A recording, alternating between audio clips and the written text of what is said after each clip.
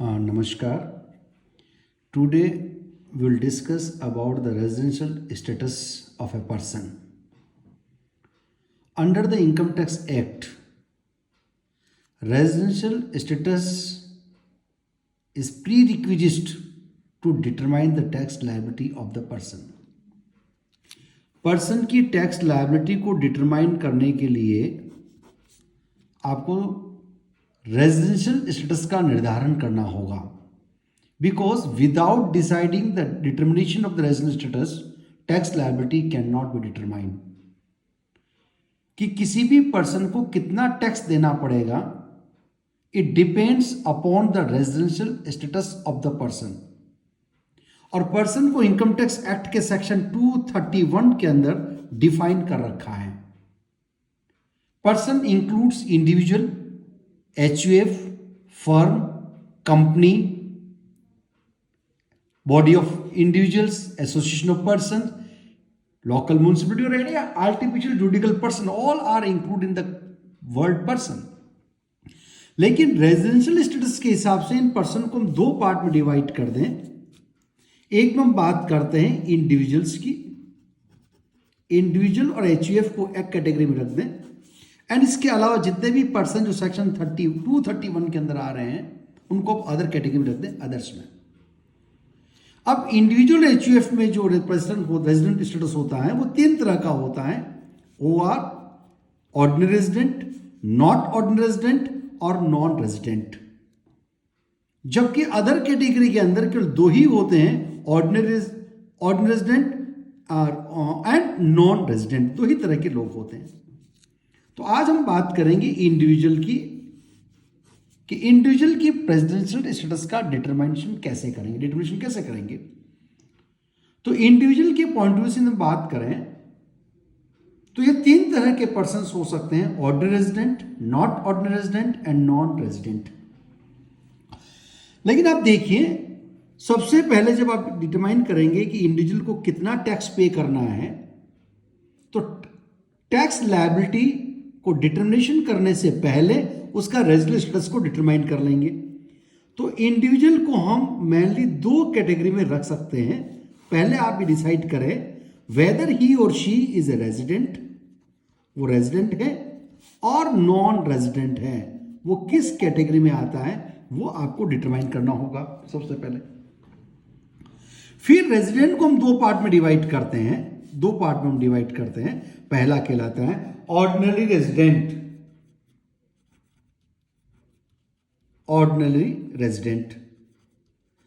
और एक कहलाता है नॉट ऑर्डिनरी रेजिडेंट। तो अब आप देखिए, इन तीनों को आपको डिसाइड करना होगा कि इंडिविजुअल सबसे पहले डिसाइड करे कि वेदर ही और शी इज ए रेजिडेंट और non resident. After deciding this you have to check कि whether he is an ordinary resident और नॉट ऑर्डिनरी रेजिडेंट। तो मोटे तौर पर हम ये कह दें, ब्रीफ में हम इसको कह सकते हैं OR means ordinary resident, NOR means not ordinary resident, और एनआर मीन्स नॉन रेजिडेंट। तो तीन कैटेगरी आपके सामने आ गई, ओआर आ गया, एनओआर आ गया और नॉट रेजिडेंट आ गया। तीन तरह की कैटेगरी इसमें है। तीनों की कैटेगरी आपको डिसाइड करनी होगी, क्योंकि सबसे ज्यादा टैक्स जो पे करता है वो ऑर्डिनरी रेजिडेंट पे करता है, और सबसे कम जो टैक्स पे करता है वो नॉन रेजिडेंट पे करता है। इसलिए टैक्स लायबिलिटी के पॉइंट ऑफ व्यू से हमें रेजिडेंशियल स्टेटस का डिटरमाइन करना बहुत जरूरी है। और एक बात ये ध्यान रखें, it has to be decided every year. ऐसा नहीं है कि जीवन में आपने एक बार डिसाइड कर लिया कि आप ओआर है कि नोआर है, वो थ्रू आउट लाइफ चलेगा, ऐसा नहीं है। Every year, in every assessment year, जैसे आपका भी असेसमेंट ईयर यदि आपका 2022-23 है और आपका प्रीवियस ईयर 2021-22 है, तो 21-22 में उसको आपको देखना होगा कि वो रेजिडेंट है, नॉन रेजिडेंट। 22-23 में फिर देखना होगा, 23-24 में फिर देखना होगा। Every year you have to decide. तो तीन तरह के आपका हो गया, ओआर, एनओआर और एनआर। अब किसको ओआर कहेंगे, किसको एनओआर कहेंगे और किसको एनआर कहेंगे, इसके लिए there are certain conditions which are given under section 6 of the income tax act. Income tax act के धारा 6 के अंतर्गत कुछ प्रोविजंस दे रखे हैं, उन प्रोविजंस को आपको डिसाइड करना होगा। यानी how to determine residential status of individuals, the provision of are given under section 6। अब अंडर सेक्शन 6 के प्रोविजंस को यदि हम क्लासिफाई करें तो दो तरह के प्रोविजंस होते हैं, उसको दो पार्ट में डिवाइड कर सकते हैं। पहला कहलाता है बेसिक कंडीशन और दूसरा कहलाता है एडिशनल कंडीशन। यानी दो तरह की कंडीशन सेक्शन 6 में दे रखी। वैसे देखिए सेक्शन 6 में ये नहीं कह रखा कि बेसिक कौन सी एडिशनल कौन सी है, कि in order to understand the provision of section 6 we can classify all the conditions in two categories. One may be called as a basic condition, other may be called as an additional condition, in order to simplify the provisions. अब आइए, तो a person who satisfy the basic condition as well as the additional condition, वो दोनों condition एक साथ पूरी करता है, बेसिक भी पूरी कर रहा है और एडिशनल भी पूरी कर रहा है, he or she will be treated as an ordinary resident. और एक ऐसा पर्सन जो बेसिक कंडीशन पूरी करता है लेकिन एडिशनल कंडीशन पूरी नहीं करता है, तो ही और she will be treated as NOR. तो a person who satisfy the basic condition but does not satisfy the additional condition, he will be treated not ordinary resident. और एक ऐसा बंदा जो बेसिक कंडीशन ही पूरी नहीं करता है, बेसिक कंडीशन ही पूरी नहीं करता है, तो then no need to check whether he satisfy the additional condition or not, वो नॉन रेजिडेंट की कैटेगरी में चला जाएगा। अब इस चार्ट को आप देखिए, इसका मतलब क्या हुआ कि आपको रेजिडेंट किसको कहेंगे, तो जिसने बेसिक कंडीशन पूरी कर ली वो रेजिडेंट कहलाएगा, और जिसने बेसिक कंडीशन पूरी नहीं की वो आपका नॉन रेजिडेंट कहलाएगा। तो आप सबसे पहले क्या करेंगे, अब पर ध्यान समझिएगा, सबसे पहले चेक करिए कि सेक्शन 6 की बेसिक कंडीशन वो पूरी कर रहा है कि नहीं कर रहा है। यदि वो बेसिक कंडीशन पूरी कर रहा है तो उसको आप रेजिडेंट कह दीजिए, और बेसिक कंडीशन पूरी नहीं कर रहा है तो उसको आप नॉन रेजिडेंट कह दीजिए। अब रेजिडेंट की दो कैटेगरी और कर रखी है, एक है ऑर्डिनरी रेजिडेंट और एक है नॉट ऑर्डिनरी रेजिडेंट। इसमें एक चेंज आया है 2021 के बजट में, मैं आगे एक्सप्लेन करूंगा।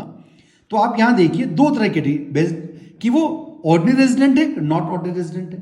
अब ऑर्डिनरी रेजिडेंट किसको कहेंगे और नॉट ऑर्डिनरी किसको कहेंगे, तो फिर आप देखिए जो बेसिक कंडीशन और एडिशनल कंडीशन दोनों पूरी कर लेता है तो वो ऑर्डिनरी बन जाएगा, और जो बेसिक कंडीशन पूरी करता है लेकिन एडिशनल नहीं करता है वो नॉट ऑर्डिनरी बन जाएगा। अब यहां क्वेश्चन रेज होता है कि what are the basic condition, basic conditions क्या हैं, ये आपको देखना है, बेसिक कंडीशन आइडेंटिफाई करना है। तो बेसिक कंडीशंस जो आपको दे रखी है उसके लिए सेक्शन 6(1) और 6(1) के प्रोविजंस आपको देखने होते हैं। देखिए बेसिकली सेक्शन 6 है और उसके सब सेक्शन 1, 6 भी आता है, 6 उसमें ए आता है, बी आता है, दो तरह की कैटेगरीज आती हैं। तो आप देखिए बेसिक कंडीशन क्या है, बेसिक कंडीशन दो दे रखी है, ए और B. That means either A has to satisfy और B has to be satisfied, दोनों में से एक कंडीशन पूरी होनी चाहिए। तो a person who satisfied either A condition और बी कंडीशन, ही और she will be treated as a resident, क्योंकि बेसिक कंडीशन में कोई भी एक कंडीशन पूरी होती है वो रेजिडेंट बन जाता है। अब ये क्या कहता है, he has to stay in India at least 182 days during the previous year, यानी गत वर्ष में कम से कम 122 दिन भारत में रहता हो, और 122 दिन भारत में रह गया तो उसको कहा जाएगा कि वो बेसिक कंडीशन पूरी कर रहा है, और बेसिक कंडीशन पूरी कर रहा है तो रेजिडेंट बन जाएगा। दूसरा, he has to stay in India at least 60 days during the previous year and plus 365 days during the 4 years just preceding to previous year। अब आप समझिए इसको, आपका मान लीजिए असेसमेंट ईयर 22-23 है और प्रीवियस ईयर 21-22 है, तो 2021-22 यदि आपका प्रीवियस ईयर है तो इस ईयर में वो कम से कम 182 दिन भारत में रह गया, तो उसके आगे कुछ चेक करने की जरूरत नहीं है, आप उसको रेजिडेंट डिक्लेयर कर दीजिए। 200 दिन, 300 दिन, 365 दिन, पूरे साल इंडिया में रहा, तो उसको आगे देखने की जरूरत नहीं है।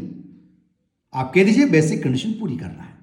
अब एक ऐसा बंदा जब 182 दिन तो नहीं रहा, तो फिर देखिए इसका सेकंड ऑप्शन क्या है कि गत वर्ष में यानी 21-22 में कम से कम 60 दिन भारत में रहा हो, और यदि वो 60 से कम रहा तो क्लियर हो गया बेसिक कंडीशन पूरी कर ही नहीं रहा है। आपको बी पार्ट में तब जाना है जब 60 से ज्यादा और 182 दिन से कम रहता है।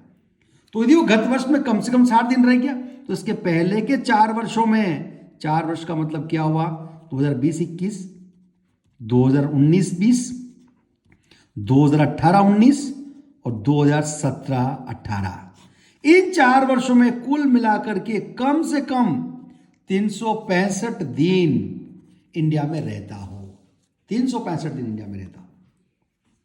अब नटशेल में समझ लीजिए, यदि वो a part of basic condition satisfy करता है, वो सेटिस्फाई कब करेगा, जब वो 182 दिन से ज्यादा भारत में रह गया हो, तो कंप्लीट कह दीजिए कि बेसिक कंडीशन पूरी कर रहा है। अब दूसरा क्या है कि वो 182 दिन पूरा नहीं कर रहा है, तो फिर आपके पास एक अल्टरनेटिव और है, एक अल्टरनेटिव प्रोविजन है कि गत वर्ष में 60 दिन रह गया हो, 60 दिन गत वर्ष के अंदर, और गत वर्ष के पहले के 4 वर्षों के अंदर 365 दिन रह गया हो, यानी दोनों कंडीशन एक साथ पूरी होती हैं, यानी 60 days during the previous year and 365 days during the 4 years just preceding to previous year. यदि कंडीशन पूरी करता है तो हम कहेंगे बी कंडीशन पूरी कर रहा है, और बी कंडीशन जब पूरी करता है तो हम कह देंगे कि उसकी बेसिक कंडीशन पूरी हो रही है। तो या तो ए कंडीशन पूरी करें या बी कंडीशन पूरी करें, any one of them is being satisfied, तो we will say the such person is a resident in India for the previous year purpose, क्योंकि हर साल इसको डिटरमाइन करना होगा। अब आप यहां ध्यान रखें, एक बहुत इंपॉर्टेंट पॉइंट यहां क्या है, जो बी पार्ट है उस बी पार्ट के कुछ एक्सेप्शंस हैं। एक्सेप्शंस, एक्सेप्शन किसके, ये बी कंडीशन जो आपने दे रखी है, बी में क्या था कि 60 दिन गत वर्ष में होने चाहिए और गत वर्ष के पहले के 4 वर्षों में 365 दिन इंडिया में होने चाहिए। यदि है तो हम कहेंगे बेसिक कंडीशन का बी पार्ट उसको पूरा कर रहा है। लेकिन B part is not applicable to 3 types of persons, 3 types of individuals, 3 तरह के लोगों के लिए वो नहीं है। वो कौन कौन से, यानी एक्सेप्शन कौन कौन सा है। पहला एक्सेप्शन, एन इंडियन रेजिडेंट, जो इंडियन रेजिडेंट है इंडिया के अंदर, who lives India for the employment purpose, Indian यानी individual citizen, individual Indian citizen who lives India during the previous year for the purpose of employment. यदि वो नौकरी के लिए, रोजगार के लिए इंडिया छोड़ के जाता है, then B option is not applicable. उस केस में आपको देखना होगा वो 182 दिन भारत में रहता हो।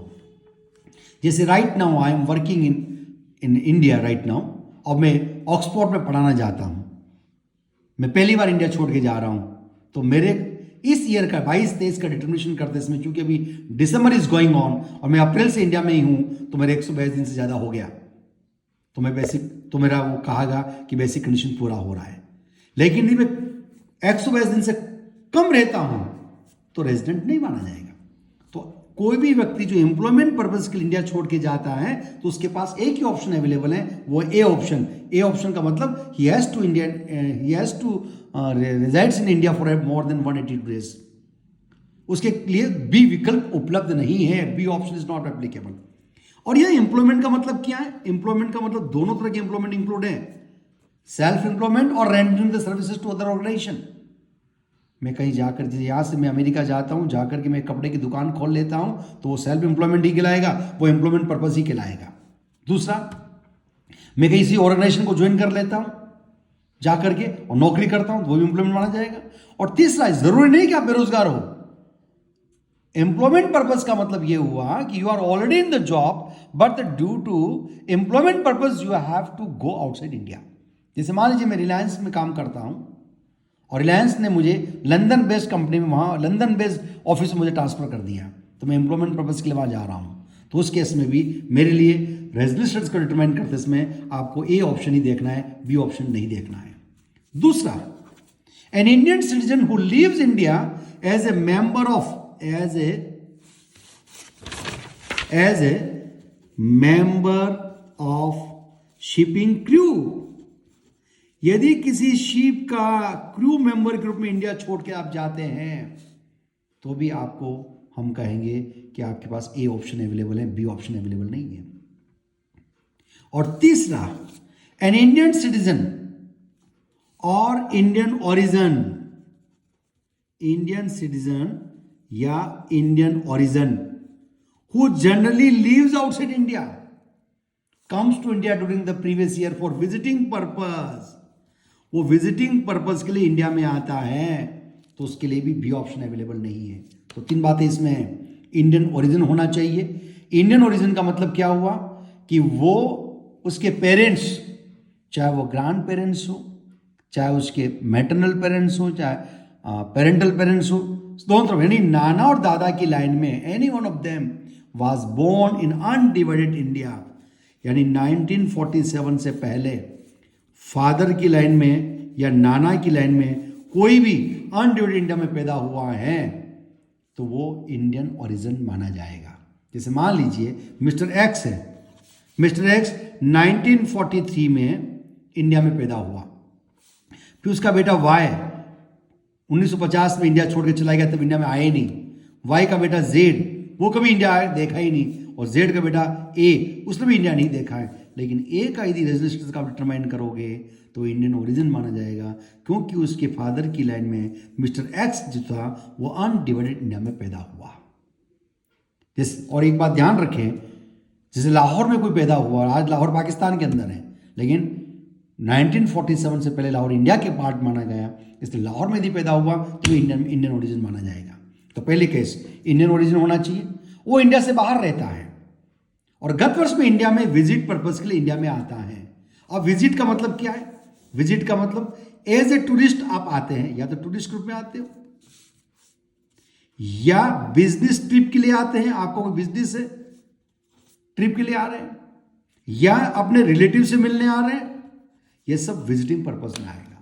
तो गत वर्ष में एज ए टूरिस्ट आए हो या बिजनेस पर्पस के लिए आए हो या रिलेटिव से मिलने के लिए पर्पस से आए हो, तो विजिटिंग पर्पस के लिए यदि इंडिया में आए हैं तो उस केस में आपके लिए 182 डेज ही देखा जाएगा, आपके लिए 60 डेज वाला ऑप्शन उपलब्ध नहीं है। तो वापस थोड़ा सा कंडक्शल में देख लीजिए। तो बेसिक कंडीशन में दो कंडीशन है, या तो ए कंडीशन पूरी होनी चाहिए या बी कंडीशन पूरी होनी चाहिए। ए कहता है 142 दिन भारत में रहना चाहिए, यदि वो 142 दिन भारत में रह गया तो बी कंडीशन देखने की जरूरत ही नहीं है, आप कह दीजिए वो कंडीशन पूरी कर रहा है, वो रेजिडेंट ऑफ इंडिया माना जाएगा। दूसरा, यदि वो 142 दिन से कम भारत में रहता है और 60 दिन से ज्यादा रहता है तो फिर आपके पास सेकंड अल्टरनेटिव अवेलेबल है, बी देखिए कि गत वर्ष में 60 दिन भारत में रहता हो और प्लस गत वर्ष के पहले के 4 वर्षों में 365 दिन भारत में रहता हो, ये दोनों कंबाइंड कंडीशन पूरी होती हैं तो हम कहेंगे बेसिक कंडीशन पूरी है। तो या तो ये कंडीशन पूरी हो या ये कंडीशन पूरी हो, दोनों में से कोई भी एक कंडीशन पूरी हो जाती है, यानी 122 दिन या 60 दिन, तो हम कहेंगे बेसिक कंडीशन पूरी कर रहा है। लेकिन ये बी वाला जो ऑप्शन है, द बी वाला option is not available to 3 types of person, 3 लोगों के लिए उपलब्ध नहीं है, 3 लोगों को उपलब्ध नहीं है इसमें। पहला, जो एम्प्लॉयमेंट पर्पस के लिए जो इंडियन सिटीजन है और एम्प्लॉयमेंट पर्पस के लिए इंडिया छोड़ के जाते हैं, इंडियन सिटीजन है और शिपिंग मेंबर क्रू में इंडिया छोड़ के जाते हैं, क्योंकि बहुत सी बार जहाज जब इंडिया से बाहर जाते हैं और उसमें क्रू मेंबर का मतलब 10-15 लोग मिलकर के जहाज को ले जाते हैं, और क्योंकि जहाज 6-6 महीने 2-2 साल के लिए बाहर जाता है और वापस आता है, तो जहाज को चलाने के लिए क्रू मेंबर्स बनते हैं। तो आप as a crew member India छोड़ के जा रहे हैं तो भी आपके लिए बी ऑप्शन अवेलेबल नहीं है। और तीसरा, आप इंडियन ओरिजिन है, जनरली इंडिया से बाहर रहते हैं और गत वर्ष में इंडिया में मिलने के लिए भारत में आते हैं, विजिटिंग पर्पस के लिए भारत में आते हैं, तो उस केस में आपको देखना होगा कि वो आपको बी ऑप्शन नहीं देखना है, उन लोगों के लिए ए ऑप्शन ही देखना है। यानी इन तीनों केस में यदि वो 122 दिन से ज़्यादा भारत में रहते हैं तो रेजिडेंट है, और 122 दिन से कम है तो रेजिडेंट नहीं है, यानी बेसिक कंडीशन पूरी नहीं करेगा। तो ये तो हो गया बेसिक कंडीशन। अब आइए बात करते हैं हम एडिशनल कंडीशंस की। देखो, बेसिक कंडीशन में दो कंडीशन थी, दो में से एक पूरी होनी चाहिए। एडिशनल में भी दो कंडीशन है, लेकिन दोनों के बीच में एंड है। That means both the conditions must be satisfied. A भी सेटिस्फाइड होनी चाहिए और बी भी सेटिस्फाइड होनी चाहिए। दोनों कंडीशन सेटिस्फाइड होता है तो ही कहेंगे हम एडिशनल कंडीशन पूरी हो रही है। तो एक कंडीशन क्या कहता है, he has been resident in India. He has been resident in India at least 2 out of 10 years just preceding to previous year. यानी प्रीवियस ईयर के जस्ट पहले के 10 सालों में से कम 2 साल तक वो रेजिडेंट होना चाहिए। क्या होना चाहिए? रेजिडेंट। और रेजिडेंट किसको कहते हैं? जो बेसिक कंडीशन पूरी करता है वो रेजिडेंट कहलाता है। यानी आप 10 साल देखेंगे, जैसे मेरा प्रीवियस ईयर क्या है, मान लीजिए मेरा प्रीवियस ईयर है 2021-22, तो 2020-21, 19-20, 18-19, 17-18, 16-17, 15-16, 14-15, 13-14, 1 2 3 4 5 6 7 8 12 13 और 11 12, तो ये 10 साल हो गए। इन 10 सालों में से कम 2 साल तक बेसिक कंडीशन पूरी होनी चाहिए। तो आपको क्या करना होगा? हर साल चेक करना होगा। आप 20-21 में कितने दिन रहा, मान लीजिए वो 10 दिन रहा, तो बेसिक कंडीशन पूरी हो ही नहीं रही है तो क्रॉस कर दीजिए।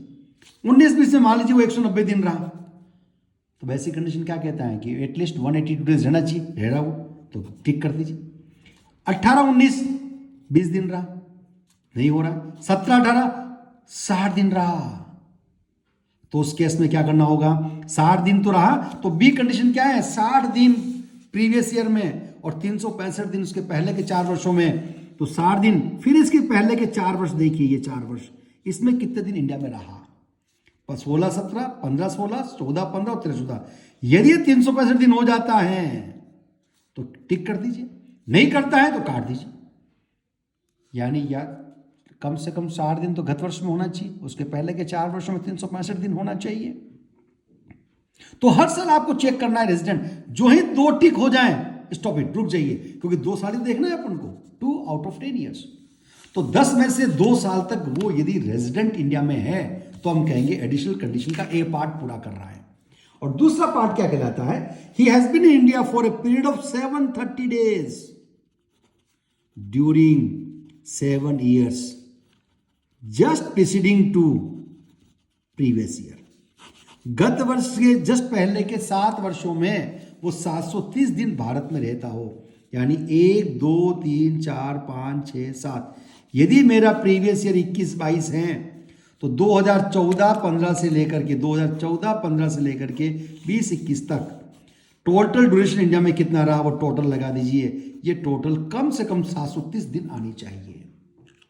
यदि 730 दिन आ गई तो आप कह दीजिए एडिशनल कंडीशन पूरी कर रहा है।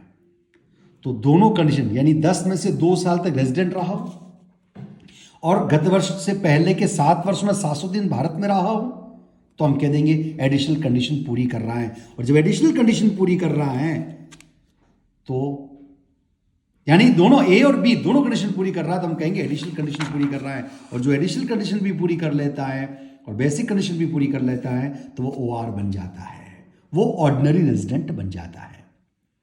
अब यहां 2-3 बातें आप ध्यान रखें। जब आप काउंट करते हैं, जब काउंटिंग करेंगे डेज का, बहुत इंपॉर्टेंट है, क्योंकि एक दिन आपने कम ज्यादा कैलकुलेट कर लिया तो उसका स्टेटस ही चेंज हो जाएगा। यदि आप 59 की जगह 60 कैलकुलेट कर लेते हैं तो वो रेजिडेंट बन जाता है, और 59 में किया तो रेजिडेंट नहीं बनता है, तो उसकी टेस्ट लायबिलिटी में बहुत बड़ा इंपैक्ट पड़ता है। तो कैलकुलेशन बहुत इंपॉर्टेंट है। तो 2-3 बातें ध्यान रखें। नंबर 1, जब आप कैलकुलेट करते हैं और आपको आवर्स की कैलकुलेशन दे रखी है, आवर्स टाइम दे रखा है, यानी आपके पासपोर्ट के अंदर आने का टाइम, जाने का टाइम, डेट के साथ टाइम भी दे रखा है और परफेक्ट डेट आपके पास अवेलेबल है, तो 24 आवर्स इक्वल टू 1 डे माना जाएगा। तो कितनी तारीख को कितने बजे आया और कितनी तारीख को कितने बजे गया, तो आप आवर्स और काउंट करेंगे और जो ही 24 आवर्स कंप्लीट होते हैं एक दिन मान लीजिएगा। जैसे मान लीजिए पहली बार आया और 4 घंटे और 20 मिनट रहा, दूसरी बार आया वो 3 दिन और 20 घंटे रहा, तो 3 दिन तो ये हो गया, तो 4 घंटे पहले वाला, 20 घंटा ये, तो 24 घंटे उसके हो गए। तो 24 घंटे होते ही एक दिन बढ़ जाएगा और 4 दिन हो जाएगा। तो यदि परफेक्ट डेटा अवेलेबल है तो आवर बेसिस पर करेंगे, और यदि पासपोर्ट में टाइम मेंशन नहीं कर रखा है तो उस केस में आने का दिन और जाने का दिन दोनों इंडिया में माना जाएगा। Living India and coming to India both days will be treated as in India. जैसे मैं 6 तारीख को आता हूं और 9 तारीख को इंडिया छोड़ के जाता हूं, तो मैं 4 दिन इंडिया में रहा हूं, क्योंकि 6 तारीख को इंडिया में आया, 6 तारीख भी इंडिया में माना जाएगा, 9 इंडिया छोड़ रहा हूं, 9 का भी इंडिया में माना जाएगा। तो 6, 7, 8 और 9 ये 4 डेज आ जाएगा। तो कैलकुलेशन करते समय ध्यान रखें, यदि आप डायरेक्ट मैथमेटिक्स लगाते हैं कि 9 - 6 तो 3 दिन आता है, तो 1 बढ़ा दीजिए, क्योंकि दोनों दिन को इंक्लूड करना होता है। तो काउंटिंग करते समय बात ध्यान रखें, आवर्स दे रखा है, टाइम दे रखा है, तो 24 hours is equal to 1 day मान लीजिए। If times are not given in the passport, that condition you just calculate कि incoming day and outgoing day both will be treated as in India, India मानेंगे। दूसरी बात, ये जरूरी नहीं है कि वो इंडिया में एक ही जगह रहें, वो इंडिया की ज्योग्राफिकल कंडीशन में कहीं भी रह सकता है। वो 10 दिन बॉम्बे रहे, 10 दिन उदयपुर रहे, 4 दिन कानौड़ रहे, कहीं पर भी, everywhere in India he can lives, रह सकता है वो, ही कैन लिव। तो आप टोटल लगा दीजिए कितना दिन रहा इंडिया के अंदर, तो जितना दिन इंडिया में रहा उतनी टोटल लगा दीजिए, वो टोटल डेज कहलाएगा। तो that means the continuity is not required, there is no requirement of continuity. You have to count how many days he resides, he spent in India. That's important point. And where the place is not important, the most important thing is that he has to stay in India within the Indian geographical conditions. Indian geographical condition में रह रहा है तो India में माना जाएगा। And third point, again it is not necessary to retain in India in a continuous manner. He may leave India and he may go outside India. There is no need to live in India for continuous purpose. जैसे मैं 4 तारीख को आया, 8 को Britain चला गया, फिर 10 दिन आया, फिर अमेरिका चला गया, फिर 25 दिन आया, फिर दुबई चला गया। आप कहीं पर भी जाएं, but how many days did you spend in India, that's very important point. वो आप काउंट कर लीजिए, वो काउंट करके आप निकाल दीजिए। तो काउंटिंग करते समय ये 2-3 बातें आपको ध्यान रखनी है। तो आई थिंक आपको समझ में आया कि OR, NOR और NR क्या है। तो OR वो है जो एडिशन बेसिक कंडीशन पूरी करें, है ना। तो हम अब आइए OR, NOR और NR। तो जो बेसिक कंडीशन पूरी करें और एडिशनल कंडीशन भी पूरी करें वो OR हो गया, जो बेसिक कंडीशन पूरी करें एडिशनल नहीं करें वो NOR हो गया, और जो बेसिक कंडीशन ही पूरी नहीं करें वो वो हो गया NR। अब यहां आइए बहुत इंपॉर्टेंट पॉइंट, 2021-22 असेसमेंट ईयर से, यानी जब 2021 का जो हमारी फाइनेंस मिनिस्टर निर्मला सीतारमण ने जब बजट पेश किया था उसमें एक ड्रास्टिक चेंज किया है और एक नई कैटेगरी डाल दी, वो है deemed to be resident but not ordinary resident. आप इस कैटेगरी को समझिए, यानी मैंने आपको बताया OR, NOR और NR, तो NOR की एक नई कैटेगरी बन गई डिम टू बी NOR, आप ब्रीफ में कह रहे हैं इसको डिम टू बी NOR, और मैं इसको ब्रीफ में लिखता हूं DNOR, यानी deem to be not ordinary resident. अब ये क्या चीज है, अब देखिए, deem to be not ordinary resident का मतलब क्या है कि जो बेसिक कंडीशन पूरी नहीं कर रहा है फिर भी उसको नॉट ऑर्डिनरी रेजिडेंट मान लिया जाएगा। देखिए आप, बहुत इंटरेस्टिंग पॉइंट है यहां।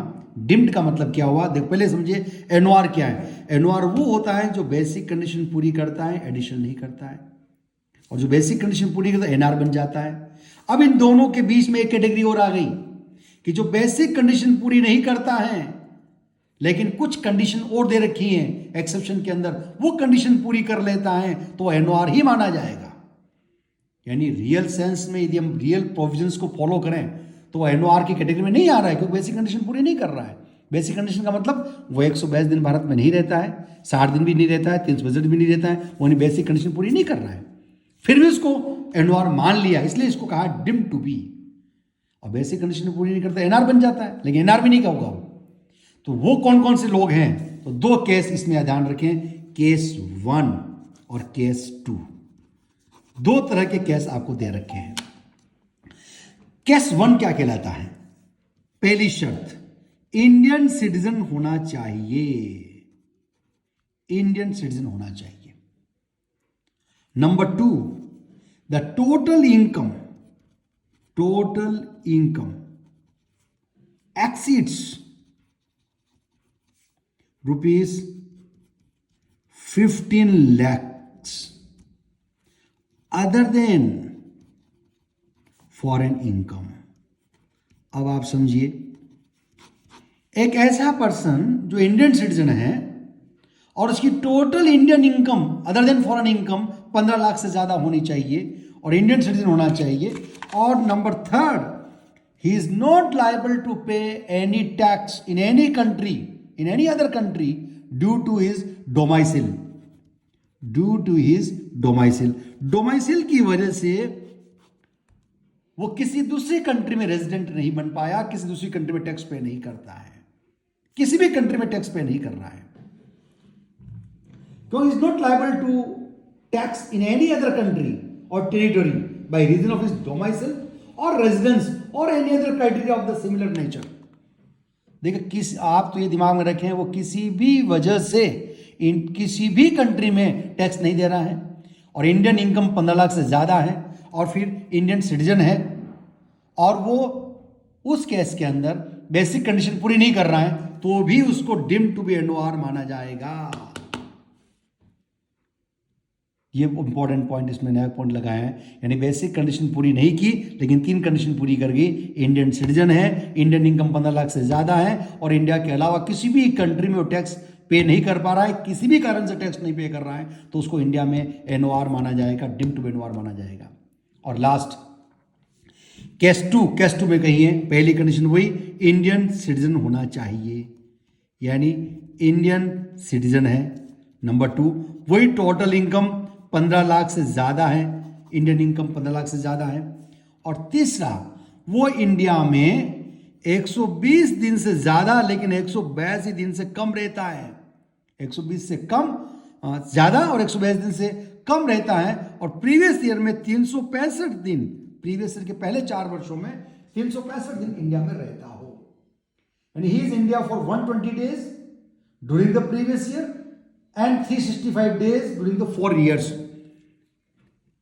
देखिए, इंडियन सिटीजन होना चाहिए, इंडियन इनकम 15 लाख रुपए से ज्यादा हो जिसमें फॉरेन इनकम को इंक्लूड नहीं करेंगे, और ये टोटल टैक्सेबल इनकम है, जीटीआई नहीं है, टोटल टैक्सेबल इनकम है, 115 लाख से ज्यादा होना चाहिए।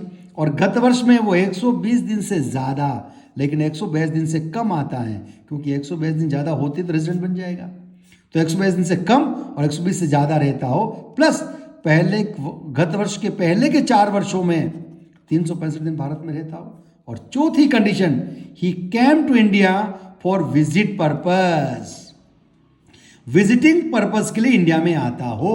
ये 4 कंडीशन पूरी हो रही हैं और बेसिक कंडीशन पूरी नहीं कर रहा है तो उसको भी डिम टू बी एनओआर माना जाएगा।